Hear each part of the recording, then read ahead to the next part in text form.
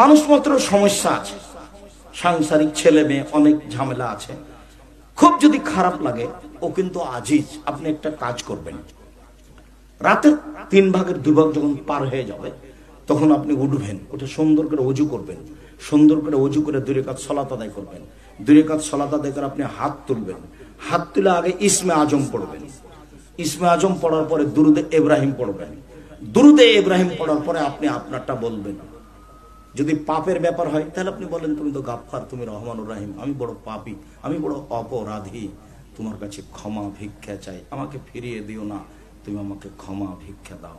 আর কেউ যদি আপনার উপর জুলুম করে তাহলে বলেন, তুমি আজিজ, তুমি পরাক্রমশালী, তোমাকে কেউ পারে না।